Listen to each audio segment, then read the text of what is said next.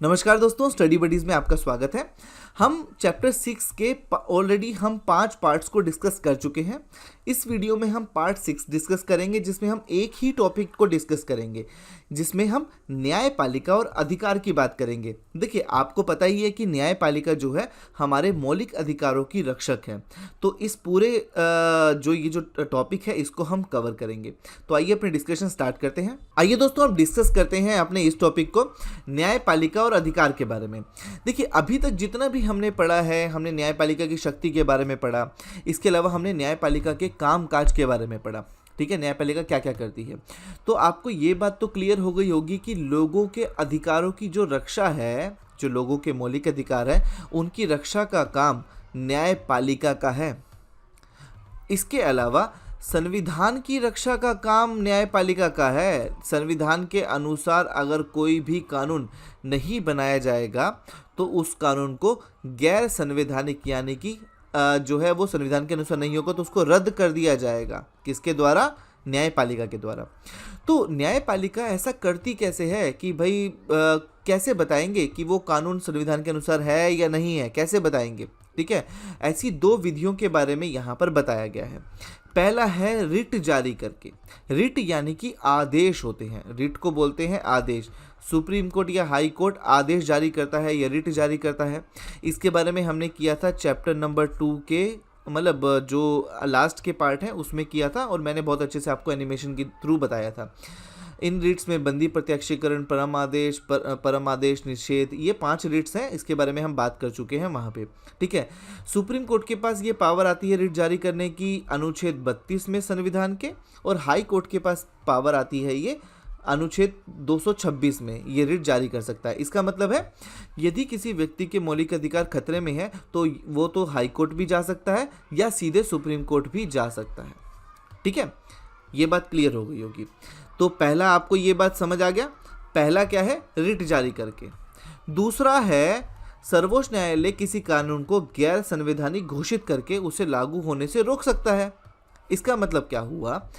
मैंने अभी आपको बताया था ना, जुडिशियल रिव्यू जो हम कर रहे थे, जुडिशियल रिव्यू यानी कि न्यायिक समीक्षा जो हम कर रहे थे। ठीक है, उसमें मैंने आपको बताया था सरकार का काम है कानून बनाना। यदि वो कानून संविधान के अनुसार नहीं है तो उसको क्या करा जाएगा?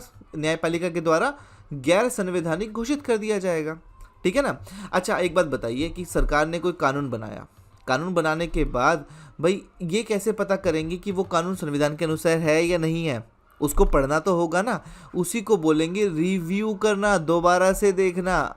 आप उसमें पढ़ते होगे ना, जैसे आपने मैच देखा तो वहाँ पर वो रिव्यू करते हैं ना डिसीजन के एम्पायर को। सेम एज जब भी कोई कानून बनाया जाता है तो उसको रिव्यू करना, दोबारा से देखना। यदि वो कानून संविधान के अनुसार नहीं है तो उस कानून को लागू होने से रोक दिया जाता है। ये सुप्रीम कोर्ट के पास पावर है। ठीक है ना, ये 2 विधियाँ मैंने आपको दोनों बता दी। ठीक है, रिट वाला और ये रिव्यू वाला, इनको ही हम आगे देखते हैं। ये जो दोनों प्रावधान हैं, प्रावधान कौन कौन से मैंने आपको बता दिया। जो दूसरा वाला है ना, उसको बोलते हैं न्यायिक पुनर्अवलोकन। मैंने आप देखिए, न्यायिक पुनर्अवलोकन और न्यायिक समीक्षा दोनों का मतलब एक ही है। क्या मतलब? न्यायिक पुनर्अवलोकन और न्यायिक समीक्षा का मतलब एक ही है। ठीक है, याद है ना, अभी मैंने आपको यहाँ पर करवाया था ये जुडिशियल रिव्यू, न्यायिक समीक्षा, इसी को न्यायिक पुनर्अवलोकन कहा जाता है। ठीक है ना, अब आपको ये क्लियर हो गया होगा। वापिस आते हैं। देखिए, ये जो दोनों प्रावधान है ना, इसमें सर्वोच्च न्यायालय एक तो पहली बात है मौलिक अधिकारों का संरक्षक की भूमिका निभा रहा है कि भाई मौलिक अधिकारों की रक्षा करने के लिए रिट जारी कर सकता है। ठीक है, और दूसरी ओर संविधान के व्याख्याकार की भूमिका निभा रहा है। संविधान की व्याख्याकार का मतलब क्या होता है? संविधान की व्याख्या करना। अच्छा, व्याख्या का मतलब क्या समझते हैं आप? कि भाई संविधान क्या है, संविधान में क्या लिखा है वो हम बताएंगे। मान लो सरकार ने कोई कानून बनाया और वो बोलती है कि हम तो लोगों की अधिकार को बढ़ाने के लिए बनाया है हमने, है ना। अगर वो कानून लोगों के अधिकारों को बढ़ाने के बजाय लोगों के अधिकारों को घटा रहा होगा तो ये कौन बताएगा? ये बताएगा न्यायालय। ठीक है, तो इसी को बोला जाएगा न्यायिक पुनर्अवलोकन, कि भाई हम बताएंगे कि ये कानून सही है या नहीं है, संविधान के अनुसार है या नहीं है। इसी को बोलते हैं न्यायिक पुनर्अवलोकन। ठीक है ना, ये बात अब आपको समझ आ गई होगी। मैं यहाँ पे फिर भी डेफिनेशन पढ़ देता हूँ। न्यायिक पुनर्वलोकन का क्या अर्थ है कि सर्वोच्च न्यायालय किसी भी कानून की संवैधानिकता की जांच कर सकता है कि वो कानून संविधान के अनुसार है या नहीं है। यदि वह कानून संविधान के प्रावधानों के विपरीत हो तो न्यायालय उसे गैर संवैधानिक घोषित कर सकता है। गैर संवैधानिक समझ गए कि संविधान के अनुसार नहीं है, ये बात मैंने आपको बार बार बताई है।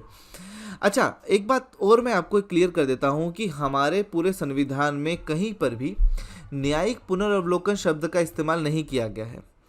अब लेकिन ना फिर भी हमारे सुप्रीम कोर्ट के पास ये पावर कहाँ से आई है, हाई कोर्ट के पास ये पावर कहाँ से आई है?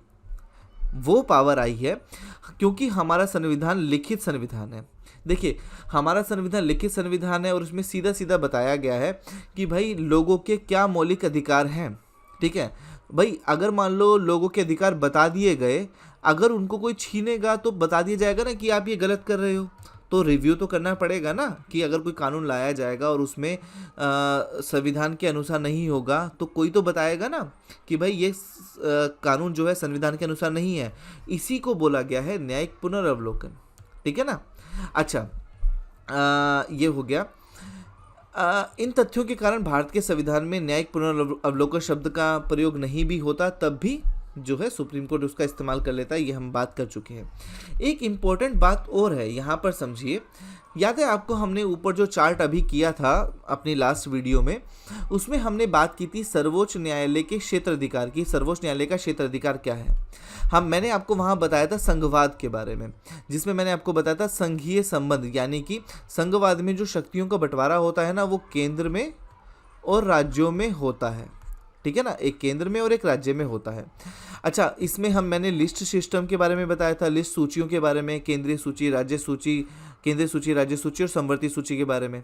ठीक है, अब आप बताइए कि जो भी कानून बनाने का अधिकार राज्य सरकार को है, यदि उस पर कानून केंद्र बनाए तो उसकी तो इजाज़त नहीं दी जा सकती ना। बिल्कुल सही है ना, संविधान में साफ साफ लिखा है इस मुद्दों पर कानून राज्य बनाएगा, केंद्र बोले मैं बनाऊंगा, तो ये भी तो संविधान के अनुसार नहीं होगा ना। तो इसमें ये क्या होता है, ऐसे टाइम पर सर्वोच्च न्यायालय जो है न्यायिक पुनर्वलोकन लेकर आते हैं, यानी कि भाई ये कानून तो राज्यों को बनाना था, केंद्र सरकार आपने कैसे बना दिया ये, इसलिए फिर भाई इसमें बोला जाता है कि जो शक्ति का बंटवारा किया गया है इसके ये खिलाफ था। तब ये जो कानून जो केंद्र सरकार लाएगी उसको गैर संवैधानिक घोषित कर दिया जाएगा। बहुत सिंपल सी बात है, यहीं पर मैंने जो आपको बताया, कंफ्यूज मत होना, दोबारा से बता देता हूँ कि शक्तियों का विभाजन संविधान में किया गया है केंद्र सरकार के बीच में और राज्य सरकार के बीच में। साफ साफ बताया गया केंद्र सरकार इस पे कानून बनाएगी, राज्य सरकार इस पे कानून बनाएगी। अगर राज्य सरकार के पास कोई कानून बनाने के मुद्दे हैं, 1, 2, 3, 4, इन मुद्दों पे राज्य सरकार कानून बनाएगी। यदि इन मुद्दों पर कानून केंद्र सरकार बना लेती है तो भी तो गलत होगा ना, ये भी रोका जाएगा। रोका किससे जाएगा? न्यायिक पुनर्वलोकन की शक्ति के द्वारा। ठीक है ना, ये बात अब आपको समझ आ गई होगी, यही बातें यहीं पर लिखी हुई हैं। ठीक है, आगे बढ़ते हैं।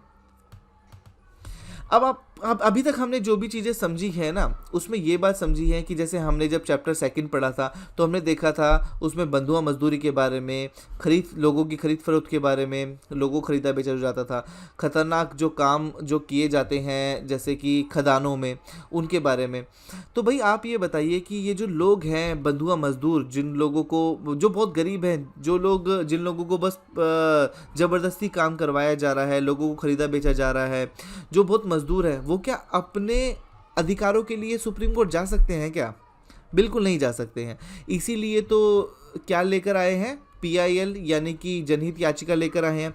इसी चीज़ से क्या संभव हो पाया है, जो जनहित याचिकाएं हैं या जो सुप्रीम कोर्ट जो या न्यायालय जो सक्रियता दिखा रहा है, उससे क्या क्या फ़ायदे हुए हैं। पहली बात तो ये है, जैसे जेल के अंदर जो पुलिस अधिकारी थे ना, वो लोगों कैदियों की आंखें फोड़ देते थे, उस चीज़ को रोक दिया गया है। 3rd डिग्री टॉर्चर, जैसे मर्जी मारो, करंट लगाओ, उस चीज़ को रोक दिया गया है। ऐसा करना गलत है। नहीं तो वो व्यक्ति जो है खुद ही बोल देता था कि भाई मतलब अगर किसी की आंखें फोड़ दी वो वापस थोड़ा आ जाएंगी। वो बंदा बोल देगा जी मेरे को मारो मत, मैंने ही चोरी करी है, उसको बेशक उसने चोरी ना भी की हो। पत्थर की खदानों में काम करने वालों के साथ जो गलत व्यवहार होता था या अमानवीय दशा थी, उनके पास पीने का पानी नहीं होता था, खाने के लिए कुछ नहीं होता था, पैसा कम मिलता था, उसके लिए काम किया, बच्चों के यौन शोषण पे काम किया है। तो इससे जो है लोगों को अधिकार दिलवाए हैं सुप्रीम कोर्ट ने।